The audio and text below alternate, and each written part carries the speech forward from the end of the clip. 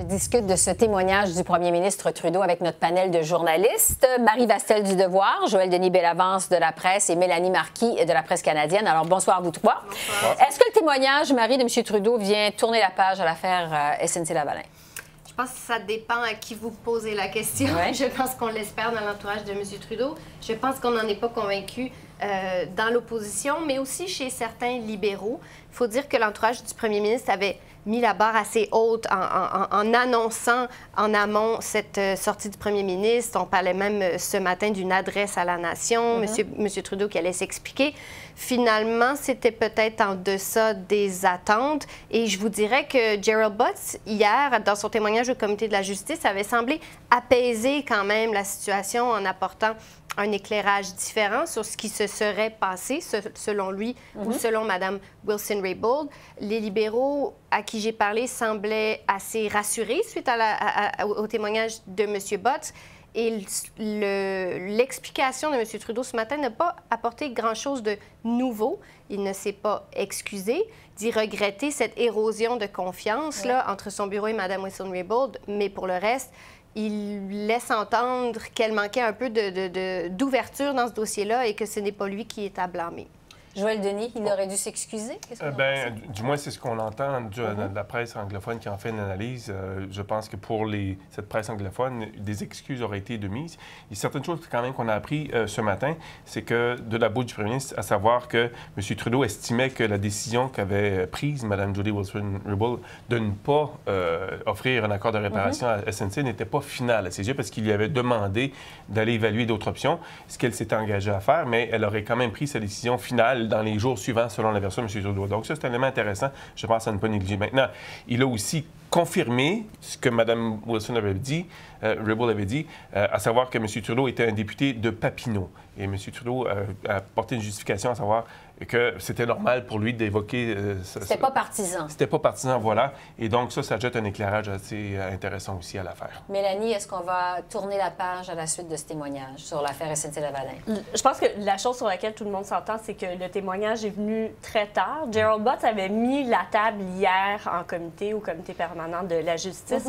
Il y a beaucoup de choses que Justin Trudeau a réitérées, a corroborées aujourd'hui dans son témoignage, qui était par contre un peu décousu par moments. Il a parlé de son leadership, il a parlé de son attachement au dossier de la justice, a fait une vague annonce sur l'intention de faire appel à des experts externes pour discuter notamment de la question du double rôle de procureur général, de ministère de la Justice. Si on peut dire que la page est tournée, je pense que l'opinion publique avait quand même commencé à se cimenter un peu là-dessus. Peut-être que le jello était pris, pour, comme le veut l'expression consacrée. Mais assurément, ça lui a fait mal. Par contre, on est encore à 8 mois des élections encore. Il nous reste encore du temps. Mais je pense, si je peux juste ajouter là-dessus, l'erreur stratégique de M. Trudeau et de son équipe, c'était d'attendre un mois avant de dire quoi que ce soit. M. Trudeau a répondu à des questions, mais ses réponses étaient brèves, évasives. Elles ont changé dans les premiers jours. Il y avait des petits éléments de détail qui s'ajoutaient tous les jours. Et ce que ça a permis, c'est que la version des faits de Mme Wilson-Raybould, qui a d'abord été rapportée par le Globe and Mail et qui donc était la seule version qu'on avait dans la sphère publique, celle-là a continué d'être entendue pendant un mois. C'est difficile, un mois plus tard, de complètement déconstruire une perception sur un dossier aussi, il faut dire, qui est un peu compliqué, de déconstruire toute cette perception-là dans l'esprit des gens. Plus on attend, plus ça devient difficile de les faire changer d'avis. Oui. Mélanie en parlait il y a un instant. M. Trudeau a parlé de son attachement à la justice, a fait référence à son père, a dit on a un style de leadership différent, mais tous les deux, on était vraiment attachés. Bon, son père a déjà été ministre de la Justice. À ce ministère, à la justice, pour eux, c'était donc très important. Est-ce que c'était, Joël Denis, habile de la part de M. Trudeau de parler de son père dans Je pense que ça traduit peut-être une certaine nervosité au sein du bureau du premier ministre par rapport à la réaction des membres du Parti libéral. Et je pense que chaque fois qu'il évoque le nom de son père, ça permet de resserrer les rangs chez les militants libéraux. C'était peut-être l'objectif parce que c'était pas nécessairement pertinent au dossier qui était devant nous, c'est-à-dire l'affaire SNC-Lavalin. Donc, c'était davantage un objectif politique rallier les troupes derrière lui, faire appel à la mémoire de son père. Et chaque fois, on me dit-on, qu'il le fait, les troupes libérales aiment ça parce que Pierre Trudeau est vu comme un idole dans les rangs libéraux. Donc, il y avait quelque chose de peut-être un peu stratégique derrière ça. Je suis d'accord avec... Bon. Maintenant, sur la suite des choses, est-ce que, la question que tout le monde se pose, est-ce que Mme Wilson-Raybould et même Mme Philpott qui a démissionné lundi vont pouvoir réintégrer le caucus, Mélanie, là-dessus? En fait, elles sont toujours membres du caucus jusqu'à rester au caucus. Là est la question. Et ce qui est curieux, c'est que au cours des derniers jours, la question a été posée à M. Trudeau concernant Mme Wilson-Raybould avant que Jane Philpott lui emboîte le pas. Et il semblait laisser entendre qu'il réfléchissait, qu'il était en réflexion. Par contre, aujourd'hui, quand la question lui a été posée, M. Trudeau a répondu, écoutez, tant et aussi longtemps qu'elles souhaiteront demeurer au caucus, ce sera un signal qu'elles adhèrent au programme et n'a pas abordé la question de la confiance parce que ces deux ministres-là ont quitté en disant que leur confiance envers le premier ministre, envers le gouvernement était ébranlée. Comment peuvent-elles rester à l'intérieur du caucus qui est dirigé par un premier ministre en qui elles n'ont plus tout à fait confiance? La question se pose et il y a certains gens qui critiquent le manque de poigne de M. Trudeau, pensent que M. Trudeau devrait les exclure du caucus par manque de loyauté pour la cohésion. Sauf que s'il le faisait, il aurait pu le faire, je pense, dans le cas de Jody Wilson-Raybould, lorsqu'elle était la seule démissionnaire. Maintenant, il y a 2 ministres qui ont démissionné et Mme Philpott a un grand respect de la part de l'ensemble des troupes libérales et même de la part des partis de l'opposition. Donc, s'il mettait ces 2 femmes, les expulser du caucus, je pense que ça causerait davantage de problèmes aux ministres qu'à en régler. Est-ce qu'il pourrait y avoir... Oui, pardon, c'est aussi le problème quand on se peinture dans le coin, si je peux dire, et qu'on promet de faire les choses différemment. Je pense que ça serait mal reçu si M. Trudeau semblait punir des gens qui ont osé parler librement, qui ont osé contester ces décisions librement. Et il faut dire qu'au-delà de Mme Wilson-Raybould, Mme Philpott, il y a d'autres députés dans les dernières semaines qui ont voté contre... Non, mais qui ont voté contre le gouvernement, notamment en demandant la demande de l'opposition d'avoir une enquête publique sur toute cette affaire. Il y a 2 députés qui ont voté avec l'opposition. Il y a Célina César-Chavannes qui a semblé mettre en doute la prétention de M. Trudeau ce matin que sa porte était toujours ouverte, qu'il voulait que ses députés viennent le voir s'ils avaient des préoccupations. Elle a mis sur Twitter vraiment quelle a été votre réaction quand je l'ai fait, semblant laisser entendre qu'il n'était pas si ouvert que ça. Il y a potentiel quand même de faire plus de tort que de bien en punissant ces 2 ex-ministres-là. On a beaucoup parlé, Joël Denis, de la différence de perception de couverture médiatique entre le Canada anglais et le Québec concernant l'affaire SNC-Lavalin. Jusqu'à quel point ça crée des tensions entre le Québec et le reste du Canada, toute cette affaire? La couverture était nettement différente au départ, mais elle a quand même changé un peu, je vous dirais, la perception des choses au Québec et dans le reste du Canada depuis le témoignage de Jody Wilson-Raybould. C'est à tout le moins la lecture que je peux en faire à la lumière des courriels que j'ai reçus de mes lecteurs. Le ton a changé. On exige plus de réponses de la part du premier ministre. Que ce qu'il a dit jusqu'ici, c'était insuffisant pour mettre l'affaire de côté. Donc, il y a eu une différence, mais jusqu'à maintenant, on se resserre. Et par contre, on craint qu'il y ait des dissensions au sein même du Parti libéral, parce que l'affaire a beaucoup d'écho au Québec. Dans l'ouest du pays, on se demande pourquoi on devrait favoriser une entreprise du Québec qui a été accusée de corruption et de fraude en lien avec ses activités en Libye. Et par contre, les députés du Québec relance ces mêmes députés de l'Ouest en disant on a bien acheté un pipeline. Et donc, on a fait quelque chose. C'est ça, voilà. Donc, on sent qu'il y a un peu de discussion assez intense au sein même des troupes libérales. Ça pourrait surgir à la surface si jamais cette controverse se poursuivait. Oui, c'est ça. Et Mélanie, on sait combien la bataille du Québec va être importante lors de la prochaine campagne électorale. Est-ce que l'affaire SNC-Lavalin est plus susceptible d'aider ou de nuire Justin Trudeau au Québec?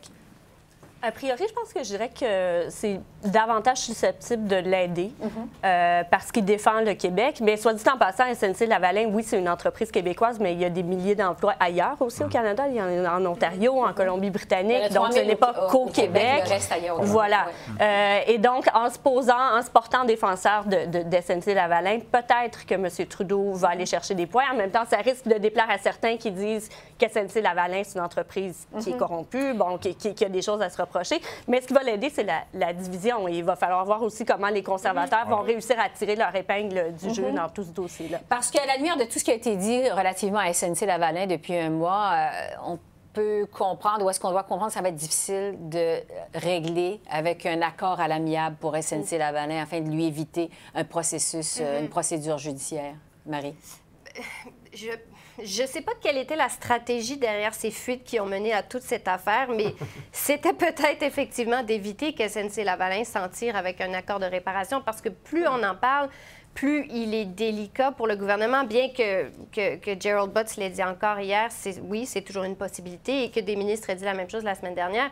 Ça commence à être délicat d'accorder un accord de réparation sans avoir l'air de donner raison à la version des faits de Jody Wilson-Raybould. Il faudra voir s'il y a d'autres solutions qui sont envisagées. À un moment donné, on parlait de changer peut-être les règles, d'autres règles pour permettre le même genre de punition sans nécessairement empêcher la compagnie d'avoir des contrats fédéraux.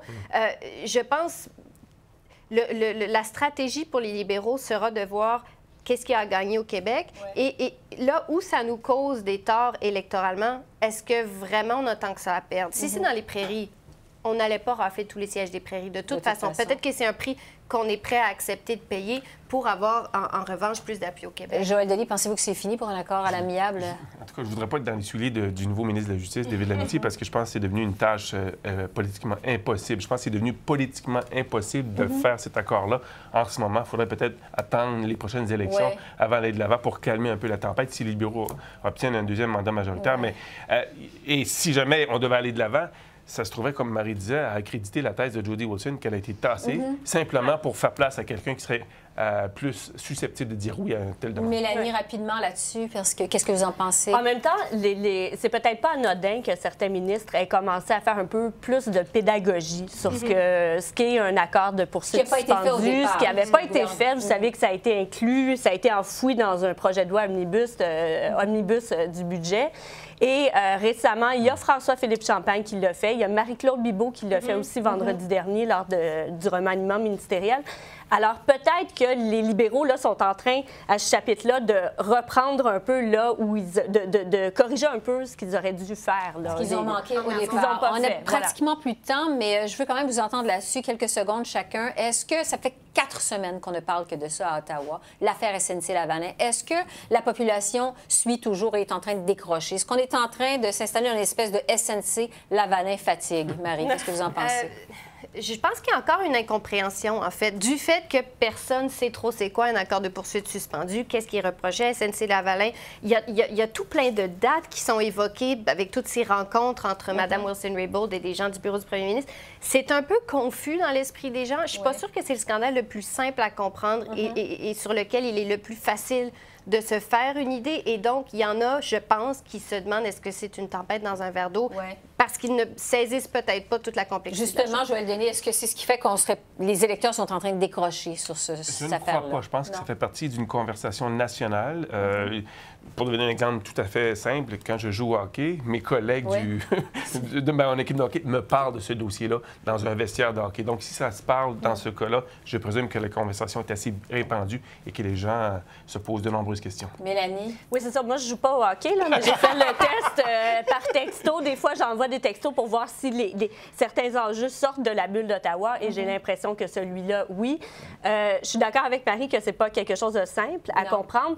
Par contre, une ministre qui démissionne, qui défie le premier ministre qui en prend aussi pour son rhume dans la couverture à l'international, l'image de la nouvelle façon de gouverner, je pense que ça, les gens en raffolent et ça fait encore la une des journaux. Donc, j'ai l'impression que ça résonne et que ça va continuer à le faire dans les prochaines semaines. Le gouvernement Trudeau qui voulait une image d'ouverture et de transparence au départ. Mélanie, Joël Denis, Marie, merci beaucoup. Merci. Merci. Merci.